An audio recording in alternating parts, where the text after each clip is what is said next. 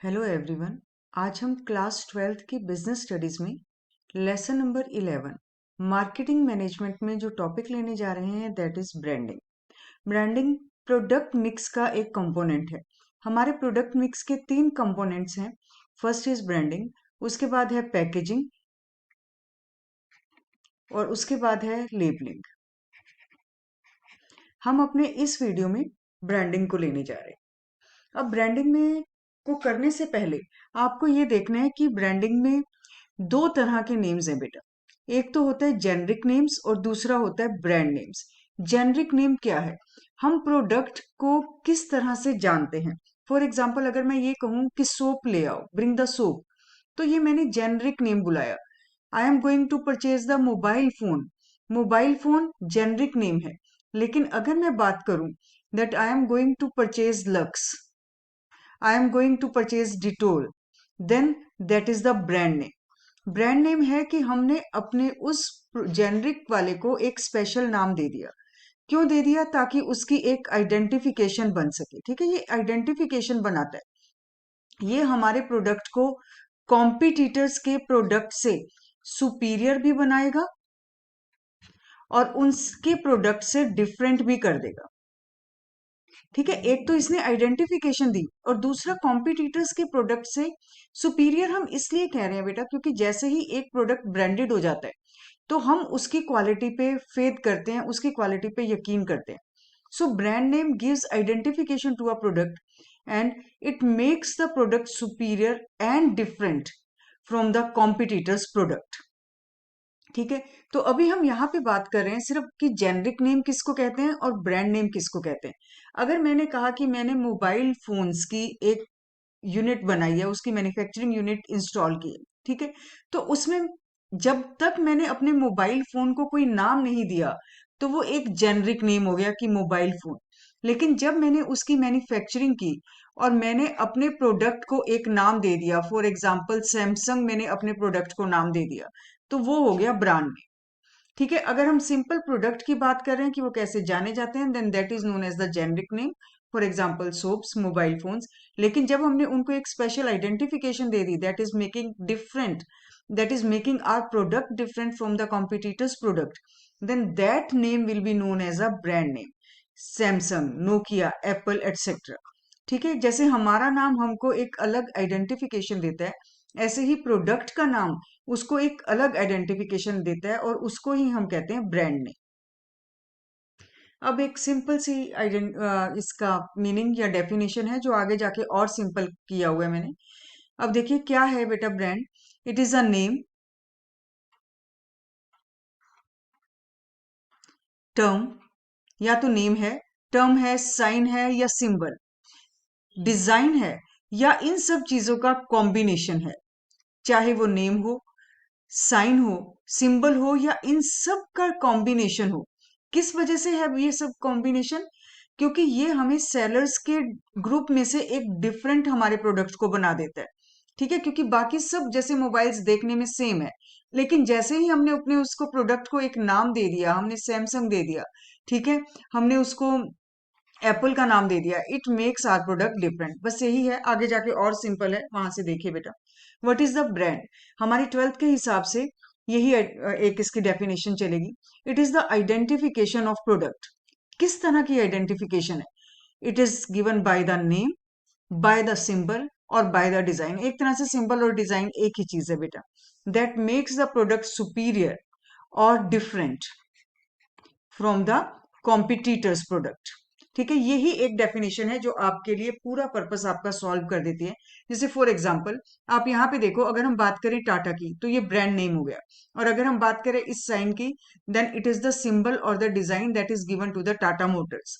ठीक है, अगर हम बात करें इसकी, that is a symbol given to the Apple, Apple mobiles. ठीक है, अगर हम मैंने कह दिया एप्पल तो ये तो हो गया ब्रांड नेम, और अगर मैंने इसको यूज कर दिया तो ये हो गया सिंबल। इस चीज ने क्या किया, ये जैसे इसी तरह से आप ये मान लो कि ये नाइकी का है सिंबल बेटा, it is the symbol of Nike. ठीक है, ये ट्विटर का है। तो ये सारे हमारे ब्रांड्स हैं, चाहे हम उनको नेम से पहचाने, either we are going to identify the product by the symbol, it is making the product different and superior from the competitors product. तो ये हो गया हमारा ब्रांड की डेफिनेशन। अब ब्रांड ब्रांड से रिलेटेड हमारी कुछ टर्म्स है। वो कौन कौन सी टर्म्स हैं? ये सिंपल वही चीज है जो हमने अभी पहले कर ली है। सबसे पहले तो ये है कि ब्रांड है क्या, वही सेम जो हमने किया। It is the identification of product. कैसे है वो आइडेंटिफिकेशन, किस तरह से हम आइडेंटिफाई करेंगे? आइदर बाय द नेम, और बाय द सिंबल और डिजाइन, और by the combination. For example Nike, अगर मैंने नाइकी वर्ड यूज किया तो ये ब्रांड नेम हो गया। अगर मैंने एक ऐसा सिंबल बना दिया तो ये उसका सिंबल हो गया। So it is the identification of product, either by name और by symbol.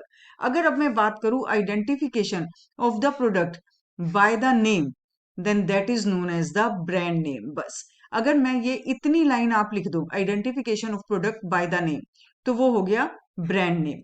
For example Dettol, for example Lux, for example Nike, ये सारे ब्रांड नेम्स है। और अगर मैं कहूं identification of the product by the symbol और by the design, then that is known as a brand mark. जैसे for example Nike. ठीक है, ये हो गया हमारा ब्रांड मार्क। जब हम किसी प्रोडक्ट को आइडेंटिफाई करते हैं by the help of symbol और by the help of design.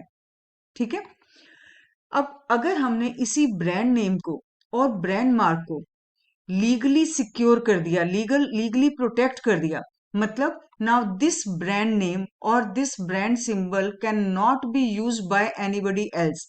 क्यों? Because it is legally protected. हमने उसको लीगली अपने नाम करवा लिया अंडर लॉ। हमने उसको ट्रेडमार्क को अपने उसमें कर लिया है, अपने नाम में कर लिया है, then that becomes the trademark. ठीक है, अब इस ट्रेडमार्क को कोई दूसरा यूज नहीं कर सकता, because now this brand name is converted into trademark. Legally it is protected by a company, no other company is going to use it. और अगर कोई इसे यूज करता है तो वो इलीगल है। One can file a case against that person और दैट फर्म। ठीक है, इसी ब्रांड नेम और ब्रांड मार्क को लीगली सिक्योर कर दिया हमने ट्रेडमार्क में।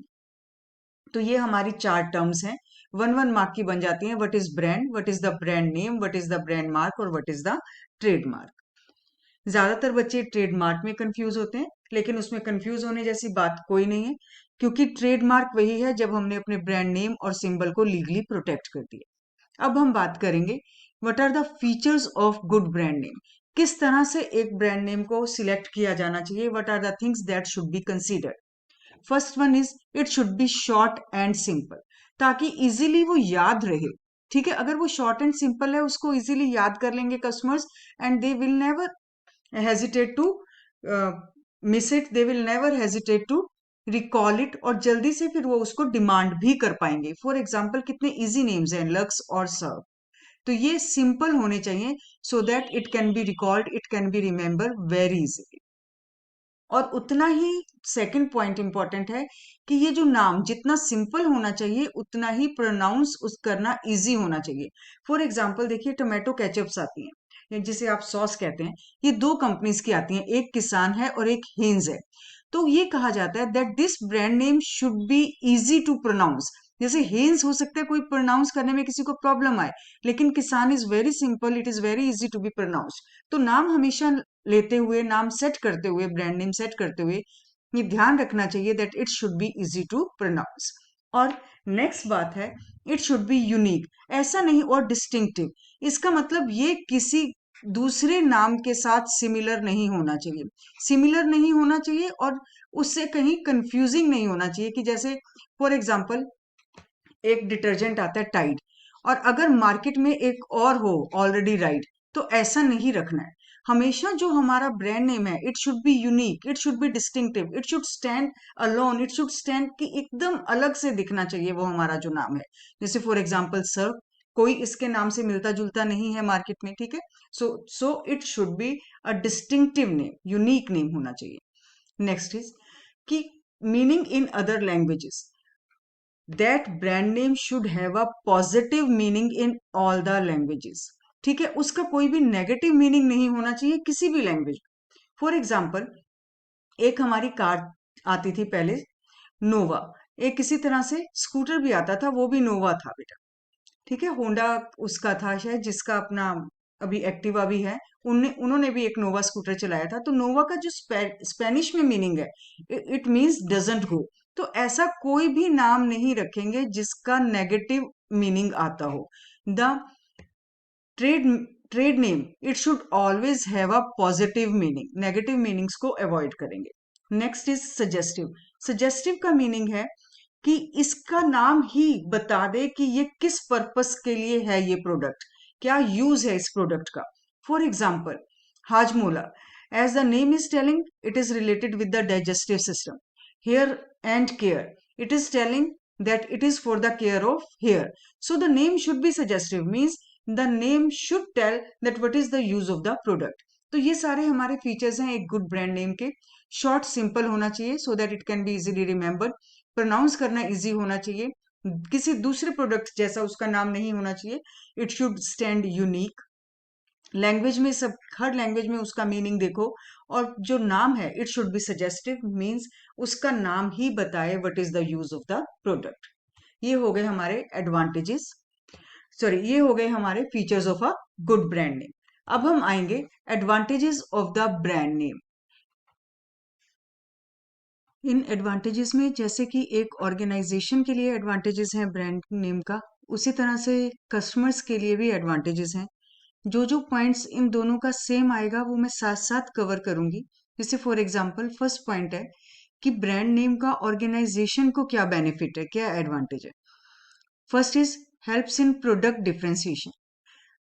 इसका मतलब कि जो हमारा ब्रांड नेम है इट मेक्स आर प्रोडक्ट, अगर मैं बिजनेसमैन हूं, it makes my product different from the competitors product. ठीक है, मैंने अपने प्रोडक्ट को एक नाम दे दिया, सैमसंग मैंने अपने प्रोडक्ट को कहा हुआ है, ठीक है, तो इसने मेरे प्रोडक्ट को दूसरे कॉम्पिटिटर्स के प्रोडक्ट से डिफरेंट जगह लाके खड़ा कर दिया, एक स्पेशल प्लेस पे लाके खड़ा कर दिया। तो brand name makes the product different from the competitors product. ठीक है, इसको डिफरेंट कर दिया, ये हो गया फायदा, it is the benefit for the organisation. Similarly what will be the benefit for the customer, it will be easy identification for the customer. They will easily identify the product, कैसे, by the help of name और by the help of symbol।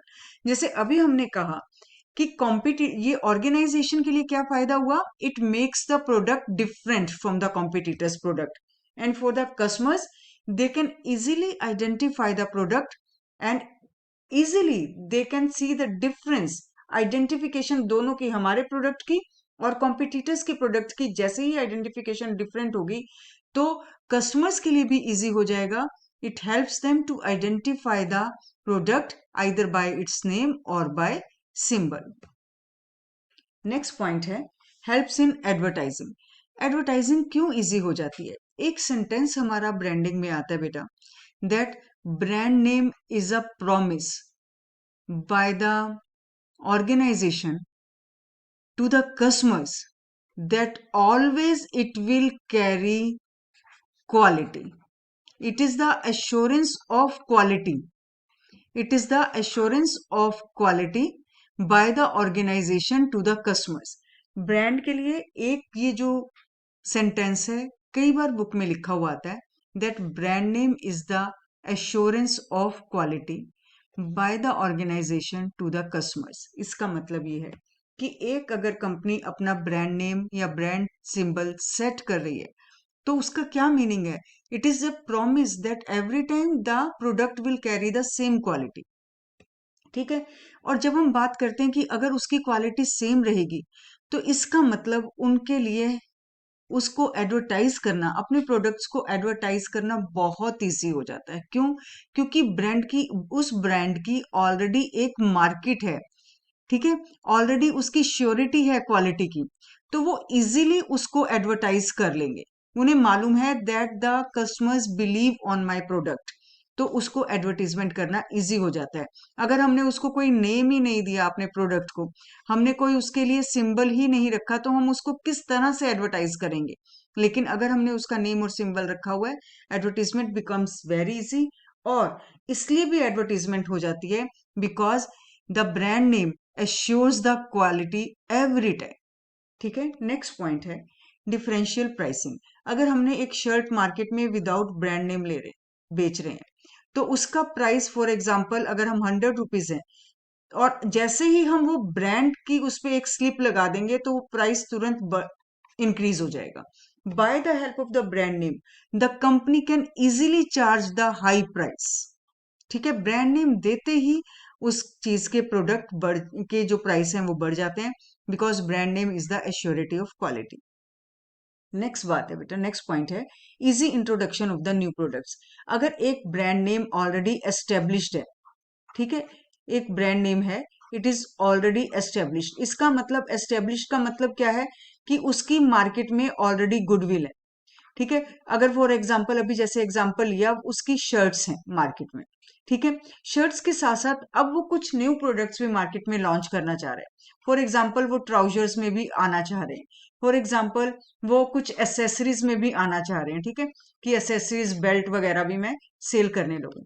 और अगर उस brand name की already established market है, goodwill है, then easily they can launch the new products, क्योंकि the customers they believe on the goodwill, they believe on the product, because already they are having the good quality, these products are carrying the good quality।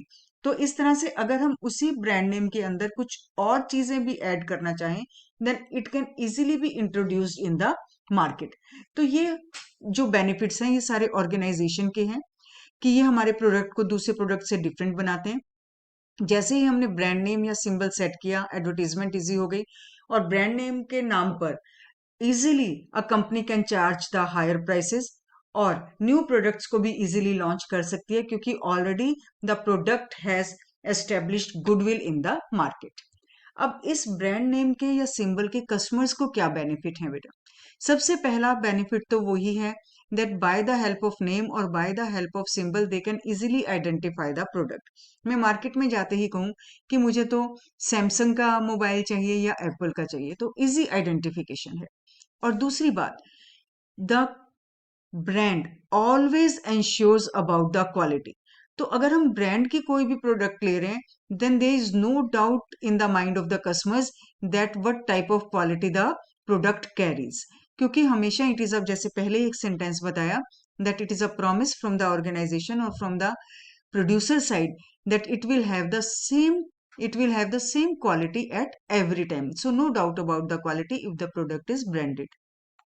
और जैसे ही customers एक branded product को use करते हैं, ठीक है, तो उनको एक साइकोलॉजिकल सेटिस्फेक्शन मिलती है। ठीक है, एक ब्रांड नेम उनको साइकोलॉजिकल सेटिस्फेक्शन देता है बेटा, और इसी तरह से जब उनको साइकोलॉजिकल सेटिस्फेक्शन मिलती है तो उनका कॉन्फिडेंस लेवल भी अप हो जाता है। ये एक सिंपल सी साइकोलॉजिकल बात समझने को है कि अगर हम कुछ भी एक अच्छा सा वियर करते हैं, अच्छा पहनते हैं, तो एक जो हमारी साइकोलॉजिकल सेटिस्फेक्शन है, उस दिन हमारा कॉन्फिडेंस लेवल अप रहता है, हमें लगता है कि हम अच्छे दिख रहे हैं। ठीक है, तो ये एक वही बात है कि जैसे ही हमने कुछ भी ब्रांडेड चीज को यूज किया तो हमें एक साइकोलॉजिकल सेटिस्फेक्शन आएगी। क्यों आएगी साइकोलॉजिकल सेटिस्फेक्शन? क्योंकि ये हमारा एक स्टेटस सिंबल बन गया। ठीक है, मार्केट में आजकल नॉर्मल लोग पूछने लग गए हैं, हमारी सोसाइटी में नॉर्मल लोग पूछने लग गए हैं कि किस ब्रांड का है ये, क्या चीज ली है, कहाँ से ली है, किस तरह से है। तो वो हमारा एक स्टेटस सिंबल है अगर हम ब्रांडेड कुछ आइटम्स लेते हैं, और उससे हमारा कॉन्फिडेंस लेवल भी अप जाता है। तो हमने अपने इस वीडियो में ब्रांडिंग का मीनिंग कर लिया, उसके साथ साथ हमने उसकी रिलेटेड टर्म्स की जो चार थी, और वो सिंपल वही ब्रांड के नेम में ही थी कि ब्रांड का नेम, ब्रांड का मीनिंग क्या है, ब्रांड नेम क्या है, ब्रांड सिंबल क्या है, और उसके बाद व्हेन दिस ब्रांड नेम और brand symbol becomes the trademark. ठीक है, इस ट्रेडमार्क का मतलब यही होता है कि जब हम ब्रांड नेम को लीगली प्रोटेक्ट कर लेते हैं। उसके बाद हमने किए features of the ideal brand name, और एडवांटेजेस किए उस ब्रांडिंग के क्या फायदे हैं टू अ बिजनेस और टू द कस्टमर्स। इस वीडियो के लिए बस इतना ही। नेक्स्ट वीडियो में हम मिलेंगे एक नए टॉपिक के साथ। Thanks to all of you.